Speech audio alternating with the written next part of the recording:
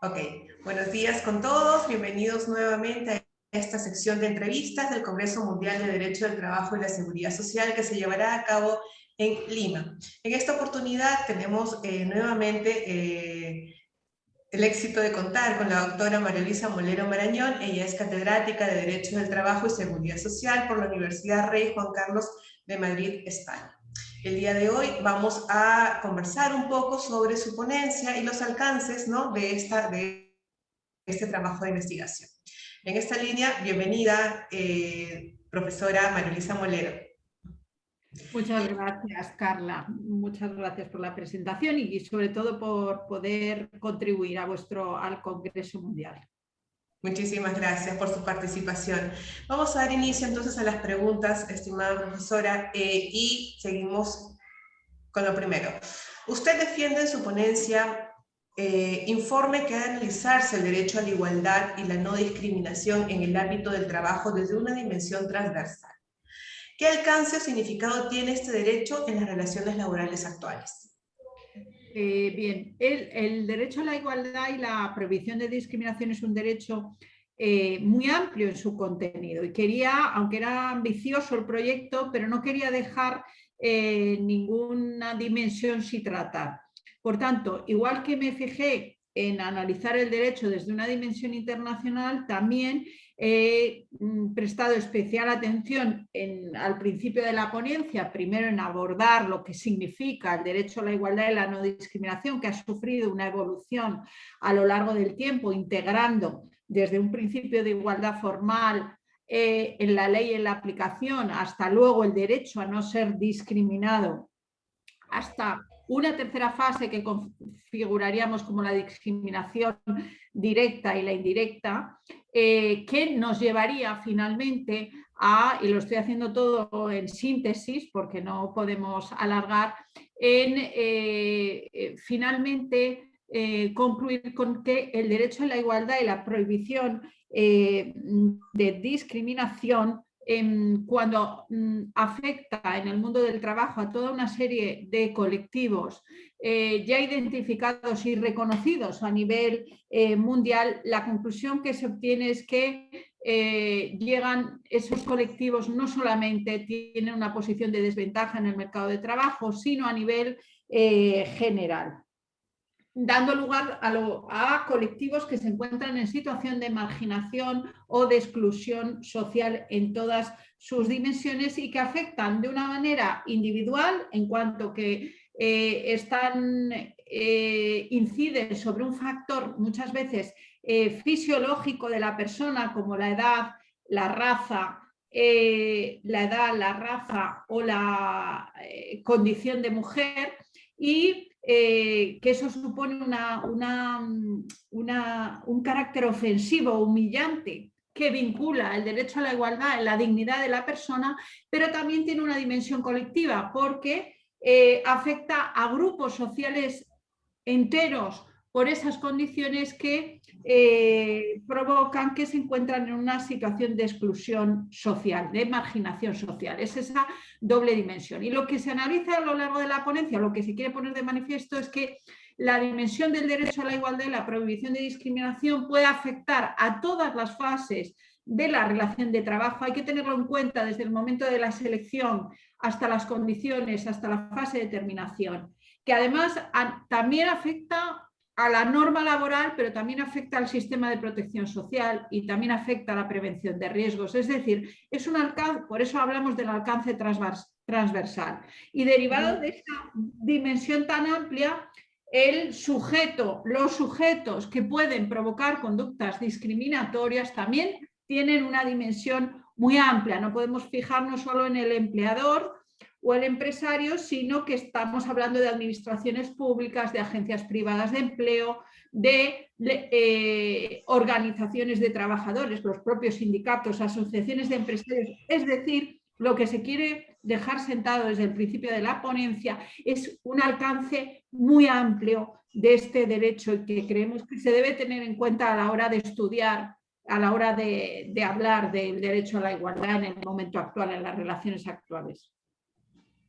Ok, muchas gracias. Siendo esto así, usted opta en su ponencia por un enfoque fundamentalmente internacional, dado evidentemente el ámbito del Congreso. ¿Cuál ha sido o cuáles han sido los principales hitos normativos en el reconocimiento de este derecho en la normativa internacional? ¿No? En la Unión Europea ha recibido un fuerte desarrollo del derecho antidiscriminatorio. ¿Cuáles disposiciones destacarían en este ámbito?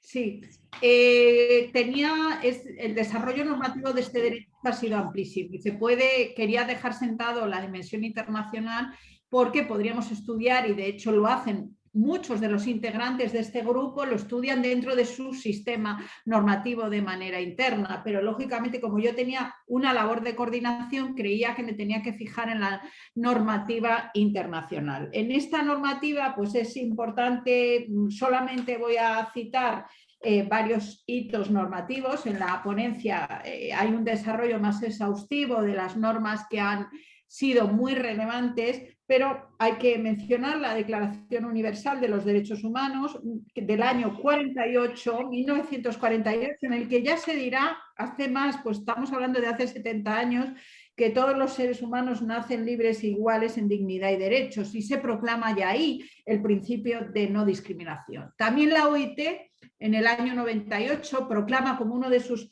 principios y derechos fundamentales en el trabajo el relativo a la eliminación de las formas de discriminación en materia de empleo y ocupación. Y dicta dos convenios que van a ser fundamentales, que son los convenios 111 y 117, que prohíben la discriminación en el empleo y la ocupación. El convenio 100 también de la OIT sobre igualdad de remuneración, y ya hablaré luego en otro momento del convenio 190, que también es fundamental.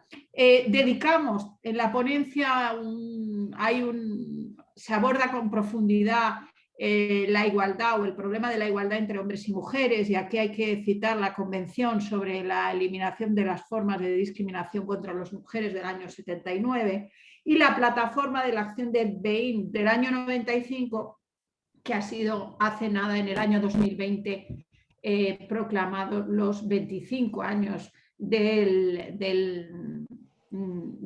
avance o del poner el pilar para avanzar en materia de igualdad entre hombres y mujeres. La Convención sobre los Derechos de los Trabajadores Migratorios del año 90 y la Convención, y es importante también ya en el nuevo siglo, sobre los derechos de las personas con discapacidad del año 2006. Luego, eso sería a nivel internacional y seguro que alguna norma se me queda, pero luego en las distintas regiones del mundo también hay normas, y voy a citar nada, muy poco, pero sí en la región europea ha habido un avance y un compromiso muy importante con el derecho antidiscriminatorio.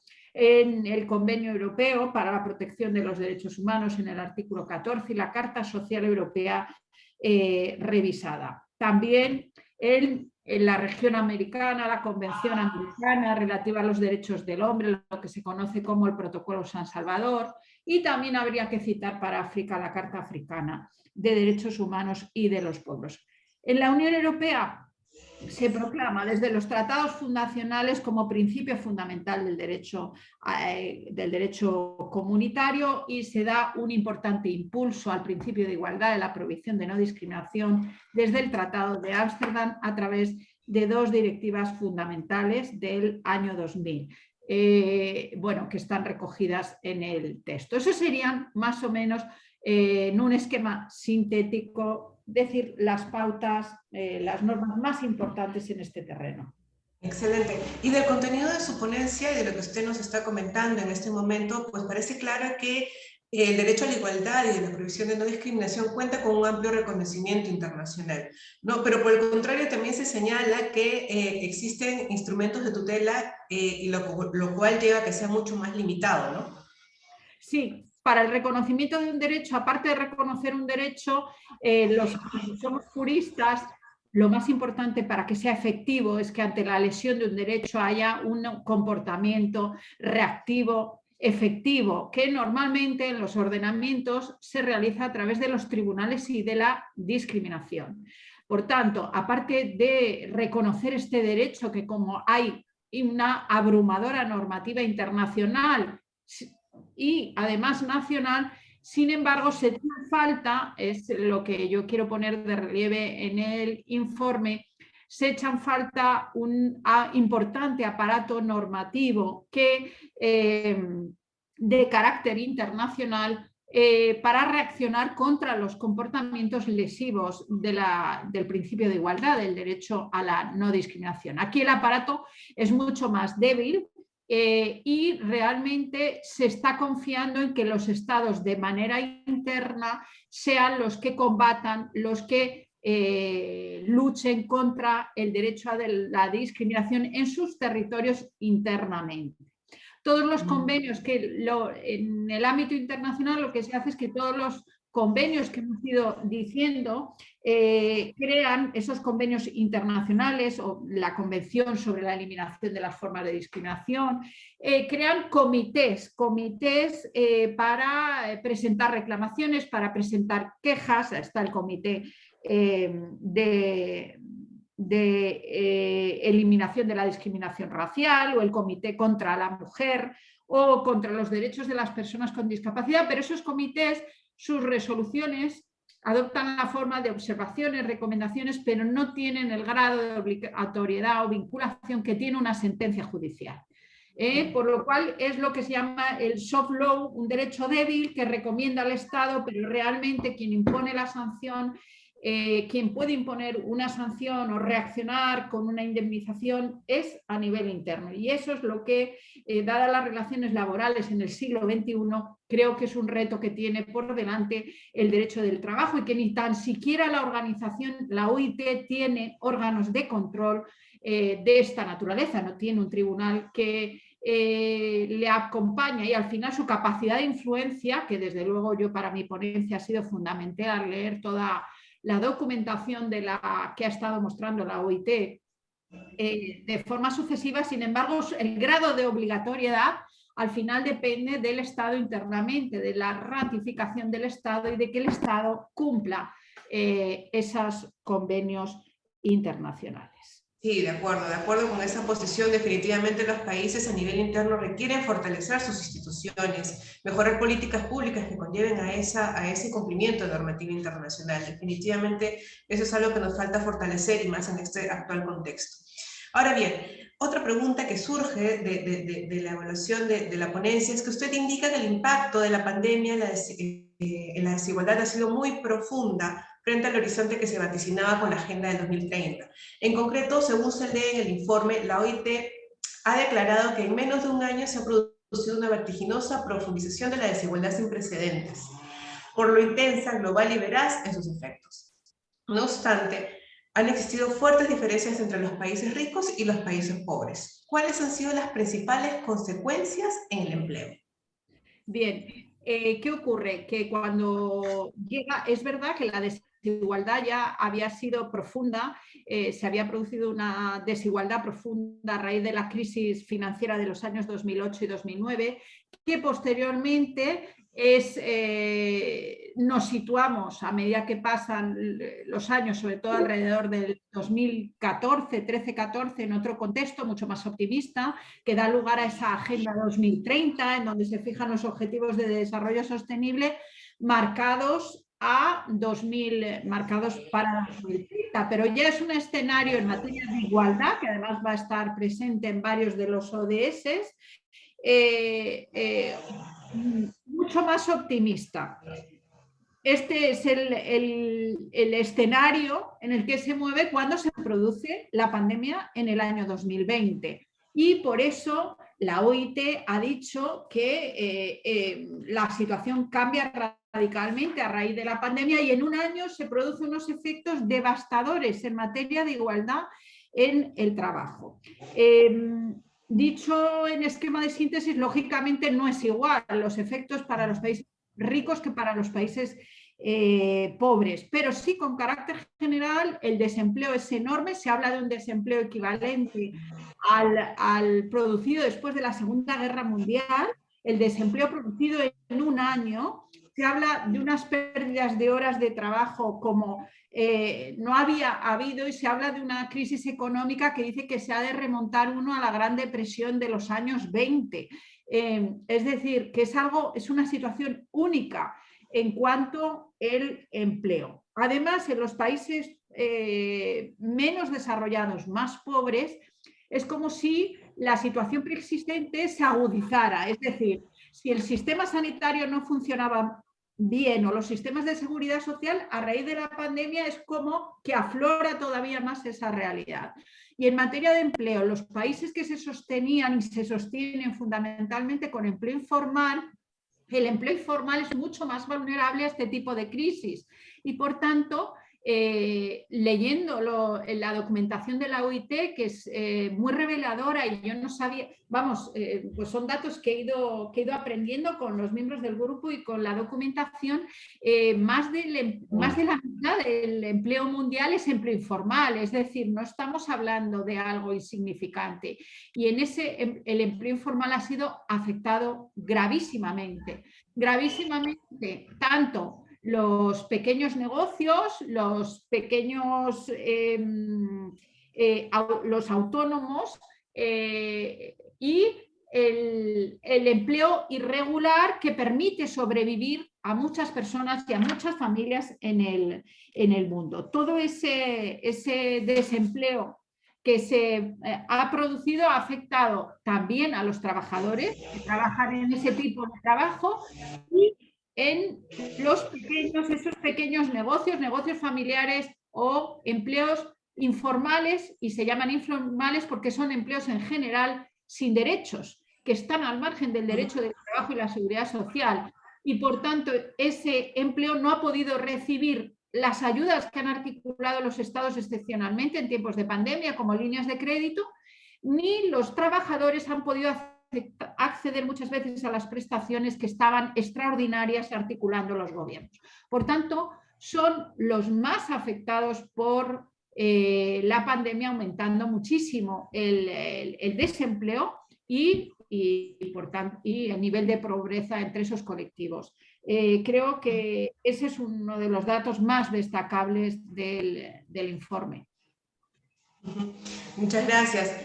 Muy interesante también lo que comenta, toda vez que las relaciones laborales con este contexto han ido cambiando, ¿no? Por ejemplo, tenemos el tema de los prestadores bajo plataformas digitales, ¿no? Que entendemos que en España ya cuentan con un Real Decreto 9/2021 que ha ampliado mucho esta cobertura y está reconociendo derechos fundamentales, lo que está haciendo ejemplo también para muchos otros países, ¿no? Y la verdad que eso es un saludo que se brinda desde todos lados, porque eso genera un precedente para poder avanzar en este reconocimiento de derechos y proteger el empleo y las condiciones, evidentemente.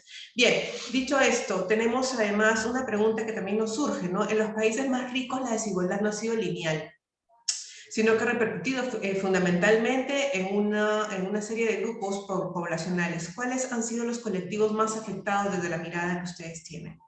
En los países más desarrollados o más ricos, es verdad que la pandemia no ha afectado por igual. Se puede decir que han escapado mucho mejor los trabajadores mayormente cualificados, que se han acogido al teletrabajo, que han sido, o si no, han sido objeto de procedimientos de suspensión de las relaciones laborales con ayudas públicas. Por tanto, han sobrevivido mucho mejor a la pandemia. Se dice, hay un consenso casi unánime de que han sido 3 los colectivos más afectados, que han sido los jóvenes, los trabajadores inmigrantes y las mujeres. Los jóvenes unido a lo que ha dicho antes, por el desempleo masivo que ha habido. La pérdida de puestos de trabajo y el mantenimiento de los puestos, pero con menor horas de trabajo, han hecho que se dificulte muchísimo al joven encontrar un puesto de trabajo. Eso ha provocado que cuando sea posible haya aumentado su tiempo de formación. Dada la dificultad de encontrar un empleo, pues muchos de ellos han optado por ampliar su formación. Sin embargo, desde luego, lo que sí que se ve es que las cifras de desempleo son más elevadas, bastante más elevadas en el empleo juvenil que en el resto del trabajo, por la reducción de puestos disponibles. Y lo que también se ha señalado es que para estos jóvenes también los que consiguen trabajo lo están haciendo en condiciones más precarias que las que existían antes de la pandemia. Ese es el doble efecto. Con respecto a los trabajadores inmigrantes, que situamos fundamentalmente de trabajadores de los países del sur que vienen a trabajar a los países del norte, también han sido los grandes afectados. ¿Por qué? Porque han sufrido más el desempleo, porque han sufrido más retrasos en el pago de los salarios, porque en muchos casos pertenecen a la economía informal.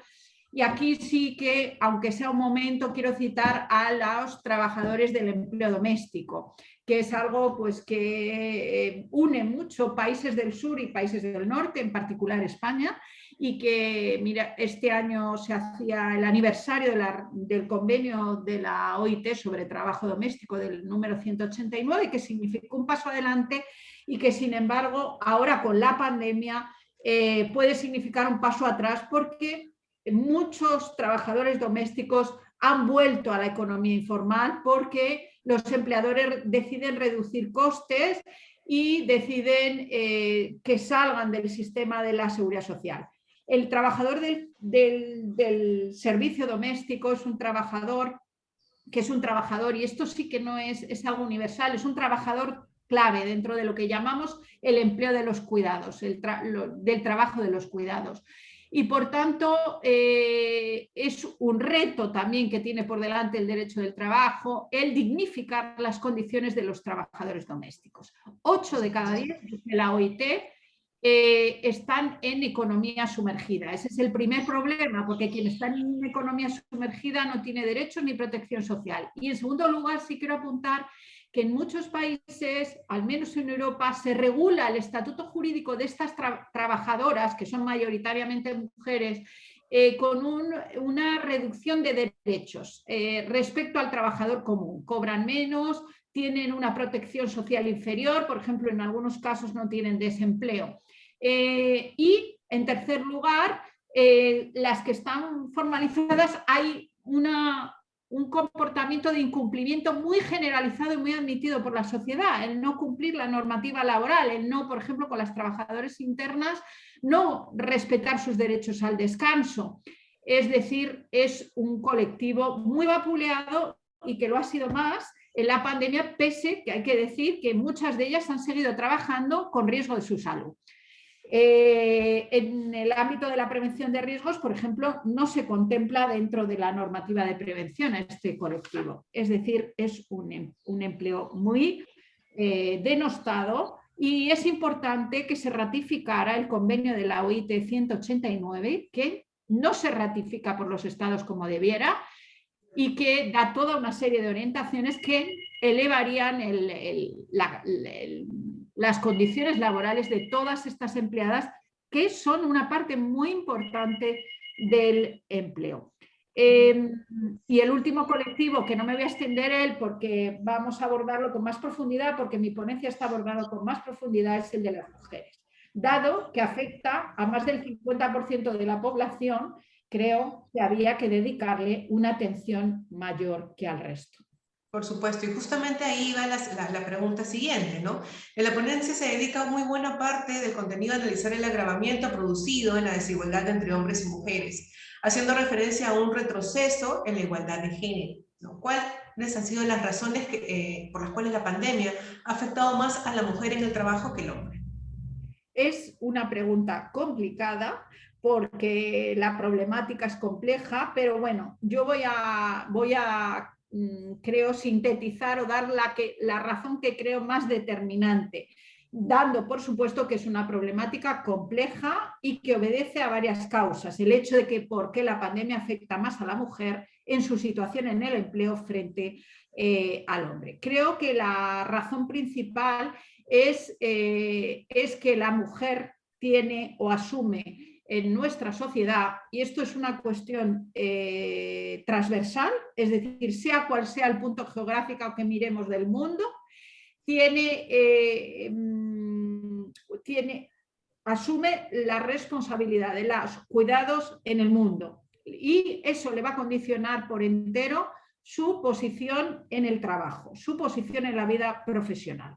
¿Qué ha ocurrido con la pandemia? La pandemia ha provocado una demanda extraordinaria de cuidados. ¿Por qué? Porque han aumentado las personas enfermas, porque han aumentado las personas confinadas que requieren también asistencia y porque han fallado los recursos tradicionales externos que ayudaban a asumir la función de cuidado, como escuelas infantiles, centros de asistencia a mayores, etcétera.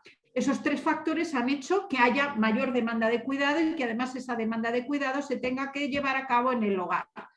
Y partiendo de esa realidad, la mujer se ha encontrado con tener que asumir una mayor responsabilidad de cuidado, hasta tal punto que en ocasiones ha tenido que dejar su puesto de trabajo por una dificultad de compatibilizar sus funciones de cuidado y su vida profesional. Eso en primera instancia. Y en segundo lugar, le ha dificultado la que ha podido permanecer esa asunción de la función de cuidado, le ha dificultado la posición que ocupa en el mercado de trabajo, que es una realidad que estaba también presente antes de la pandemia, pero que se ha intensificado a raíz de la pandemia.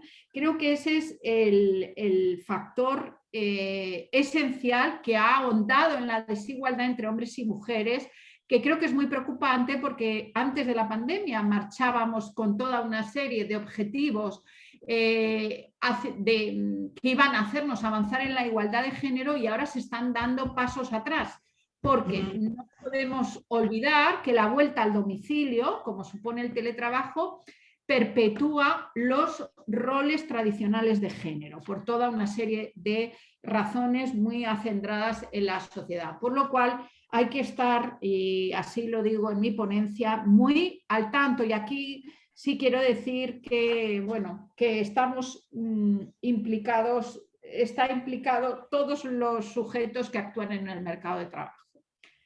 De acuerdo. Hay que tomar en cuenta que la mujer también ahora está siendo contratada, ¿no? Tomando en cuenta la naturaleza y la baja cualificación que a veces tienen dentro del mercado de trabajo en posiciones que a veces son insalubres y justamente muchas de ellas han generado empleos en trabajos que tienen mayor riesgo, ¿no? Justamente por el tema actual en el que nos encontramos del COVID. Y vemos que gran parte de la población trabajadora de mujeres está inmersa en este sector, ¿no? De cuidado de pacientes, eso es un tema relevante también. Ahí querías reseñar un dato porque lo has dicho, está en la ponencia y me parece importantísimo. Creo que también la pandemia ha traído como efecto positivo que salga más a la luz el significado de lo que se llama el trabajo de cuidados, ¿no? Que ha sido importantísimo para que las personas sobrevivan o para que personas puedan vivir con dignidad. Ese trabajo de cuidado que no ha podido cesar durante el tiempo de la pandemia, que se ha declarado servicio esencial. Y por lo menos se ha visibilizado más su trascendencia social, pero a la vez que se visibilizaba y que desde luego es un empleo feminizado, se ha también puesto de manifiesto que pese a su importancia, las condiciones de trabajo que tienen estas legiones de empleadas, que son muchísimas, las sitúan en una de las peores posiciones del mercado de trabajo. Es decir, su trabajo no es valorado al final social y económicamente. Se ha puesto de manifiesto las dos cosas y creo que es otro reto y una deuda que tiene el derecho del trabajo con este trabajo de cuidados. Por supuesto, en efecto. Muchas gracias por complementar la idea. Y otra pregunta que se suscita con este trabajo de investigación es que usted plantea en su ponencia que el ejercicio de la conciliación ha perpetuado los roles de género, al utilizarse abrumadoramente estos derechos por las mujeres, ahondando en su posición secundaria dentro del mercado de trabajo. ¿Cuál debería ser la orientación de las políticas de conciliación para que se lograra avanzar en igualdad entre mujeres y hombres en el trabajo? Bien, sí, aquí, bueno, como siempre, tengo que sintetizar. Sí me parece interesante mencionar las consideraciones que hace la Estrategia de Igualdad, la Estrategia Europea de Igualdad de Género 2020 y 2025, que parte en materia de conciliación, dice: las mujeres adoptan la decisión de trabajar y de cómo trabajar en función de sus responsabilidades asistenciales y de cuidado, y de si tales responsabilidades se comparten con la pareja y cómo se comparte. Es decir, la mujer, cuando elige un trabajo, tiene en cuenta sus responsabilidades de cuidado. Y el hombre, hasta la fecha, no es su prioridad o uno de sus horizontes prioritarios dentro de sus elecciones profesionales. Todo el arsenal de políticas de conciliación normalmente lo que han hecho es perpetuar los roles de género. ¿Por qué? Porque son medidas que han facilitado la reducción de los tiempos de trabajo, contrato a tiempo parcial, derechos de reducción de jornada, que han hecho que la trabajadora se ausente del trabajo y cobre menos. Y como la que los utiliza son ellas, pues al final lo que genera la conciliación es mayor desigualdad. ¿Qué se está proponiendo desde Europa? Sobre todo la directiva de conciliación, bueno, y toda una serie de pronunciamientos, que el enfoque tiene que ser radicalmente distinto, en una doble dirección. La primera es que para conciliar no hay que ausentarse, sino hay que mantenerse en el puesto de trabajo y participar en la organización del trabajo. Es muy importante. Lo que se tienen que articular son medidas que faciliten, como el teletrabajo o jornadas de trabajo flexibles. En materia de tiempo es una materia fundamental para la conciliación, pero no irse a la vivienda. Es decir, conciliar no tiene que significar trabajar menos. Esa por una parte. Y en segundo lugar, para lograr la corresponsabilidad, que es el único objetivo que nos permitirá avanzar en igualdad entre hombres y mujeres, hay que incentivar que los hombres utilicen las medidas de conciliación. Se incentivan primero con fórmulas que no reduzcan la retribución, porque el hombre sí que mira mucho que la medida que adopte no reduzca sus saberes económicos. Por tanto, si fomentamos este tipo de medidas, serán utilizadas de una manera mayor por el hombre. En segundo lugar, configurar permisos, cuando haya permisos de conciliación que sean iguales e intransferibles. Se ha hecho en España, solo lo cito aquí, cuando nace un hijo o se adopta un hijo, hasta hace nada, hasta enero del año 2021, había una gran diferencia entre el permiso que podía utilizar el hombre y el que podía utilizar la mujer. Ahora en España se han equiparado, son 16 semanas para los dos, no se han personalizado, son suspensión por nacimiento y cuidado de hijos, y creo que es la línea que se ha de seguir. Permisos iguales e intransferibles. Durante décadas el permiso había sido mucho mayor para la mujer y muy simbólico para el hombre, y esto ha cambiado. Esto también es una buena medida de conciliación donde hay una implicación de los dos en la misma posición. Y por último, y creo que no sé si lo último o lo primero, es la inversión pública. Inversión en políticas públicas en servicios de cuidado. Es fundamental que haya servicios de cuidado a las familias. Es la mejor medida de conciliación, tener guarderías gratuitas, servicios, centros para mayores, inversión pública que además genera mucho empleo. Empleo que aun con la digitalización es un empleo que va a desaparecer, y dado el envejecimiento de la sociedad, creo que se debe de fijar mucho la atención en este campo. De acuerdo, de acuerdo. ¿Y en qué medida ha incidido la pandemia en el aumento de la violencia frente a la mujer en el trabajo, ¿no? ¿Cuáles han sido las novedades principales que aporta el convenio OIT 190 recientemente firmado en materia de violencia y acoso en el trabajo? El tema de la violencia en el trabajo, bueno, reduciéndome al ámbito del trabajo, ha aumentado la violencia de la mujer en el trabajo.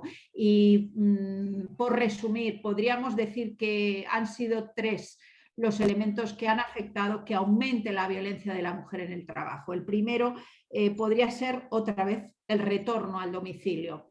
El retorno al domicilio a través del teletrabajo provoca que la mujer esté más aislada, y el aislamiento fomenta o crea las condiciones para que, si hay conductas de hostigamiento, de intimidación, sean más fáciles de realizar que en un centro presencial. Luego, la falta de contacto con los compañeros, todo ese aislamiento, ese retorno al domicilio crea unas condiciones más favorables para las conductas de acoso. En segundo lugar, ha incidido más en ellas el desempleo y la pérdida de horas de trabajo, por lo cual hay una mayor precariedad de su contratación. Esa precariedad de la contratación implica que las mujeres se les dificulta lo que llamamos el empoderamiento, para no aceptar este tipo de comportamientos, de denunciar, de no admitir, no consentir ese tipo de conductas. Y eso para oponerse para resistirse es necesario tener una autonomía económica. Muchas veces, porque si no se toleran conductas que no se debían tolerar.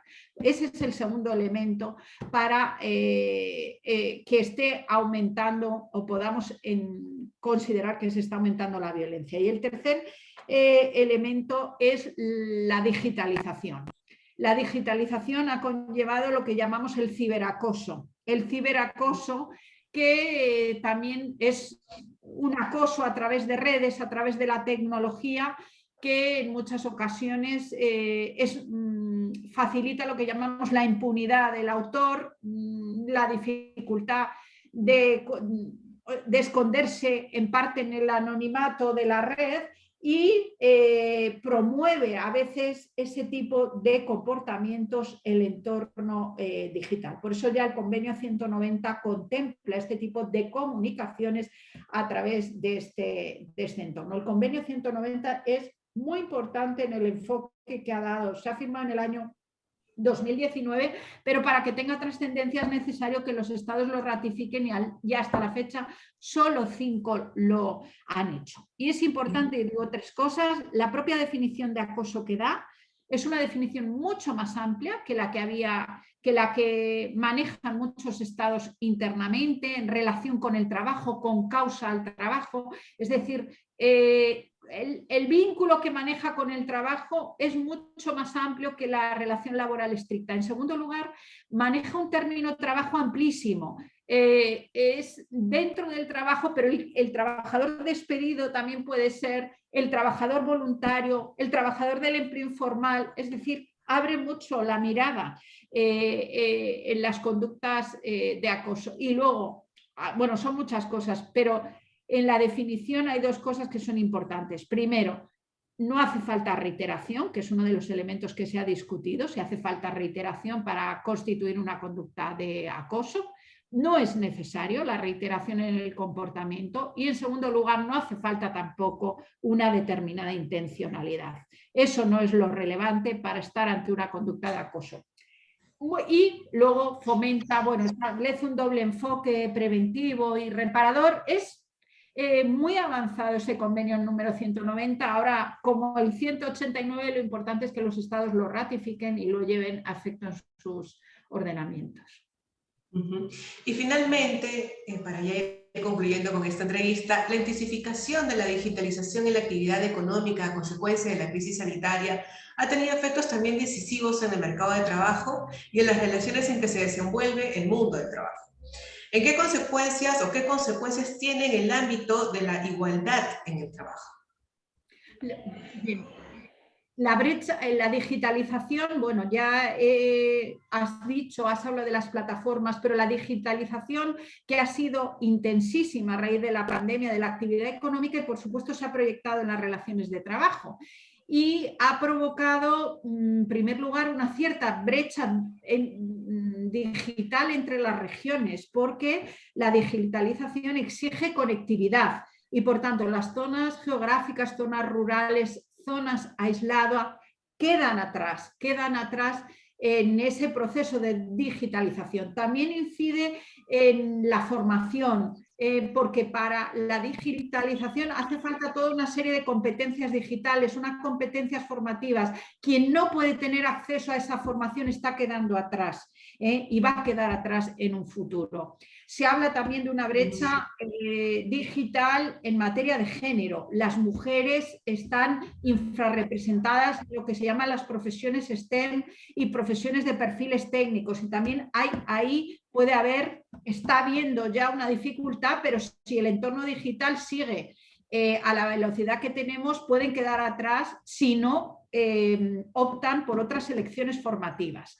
Se dice que las elecciones formativas también vienen condicionadas por nuestros sesgos de género y que las mujeres eligen determinadas profesiones que tienen mucho que ver con servicios sociales, servicios de salud y mucho menos con esas profesiones técnicas. Pero el mundo está avanzando en esa dirección y es muy importante que nos incorporemos ahí porque si no, cada vez se puede abrir una brecha grande. El otro lado es el teletrabajo. El teletrabajo ha creado nuevos problemas, ha creado, y por razones de tiempo no quiero, pero por ejemplo, conquistas sociales que se entendían plenamente asentadas como el límite entre la vida, entre el tiempo de trabajo y el tiempo de vida privada, ya hay una confusión ahí, y emergen nuevos derechos como el importantísimo derecho a la desconexión digital, que garantiza derechos fundamentales como la intimidad, como el derecho al descanso, que en definitiva garantiza el derecho a la salud, y que eran conquistas que se entendían consolidadas y que a través del entorno digital se están poniendo en juego. Las plataformas, y con esto acabo, las plataformas digitales parten, salvo España, que desde luego hay que alabar mucho la norma que has citado, la norma que se decanta en los servicios de reparto por una relación laboralizada, pero las empresas que gestionan estas plataformas quieren un trabajo autónomo, un trabajo fuera de los lindes del derecho del trabajo. El entorno digital puede traer está trayendo este tipo de trabajo con unas condiciones de trabajo absolutas. Se está llamando por la OIT los nuevos jornaleros digitales, y se están cuestionando. En España se ha hecho las notas de laboralidad, las notas de ajenidad y subordinación, porque el entorno digital crea unas relaciones interpersonales muy distintas a las que estábamos acostumbradas con el contacto presencial. Y eso llega al mundo del trabajo, está llegando. Pero yo, en mi opinión, bueno, ahí está mi ponencia, es que la esencia de la subordinación y de la ajenidad está presente también en las plataformas digitales. Y detrás de la gestión de los algoritmos hay un control de la persona, hay un control humano, y hay que ir allí y hay que ver si hay una subordinación, como en la mayoría de los casos ocurre. Por supuesto, procurando siempre justo eso, ¿no? Trae una serie de retos este entorno digital que no tiene que, en fin, que hay que intentar o lograr que no sea en perjuicio de todos aquellos trabajadores que están inmersos en el nuevo entorno digital, que se promueve el trabajo decente también, aunque estemos en un entorno virtual, que está cuestionándose intensamente por toda una serie de razones. En efecto, muchísimas gracias, doctora Molero, por su participación y por estas interesantes reflexiones que nos llevan pues, a tener mucho más interés en participar en este importante congreso mundial. Y no sé si usted quiere brindar algunas palabras a nuestro público.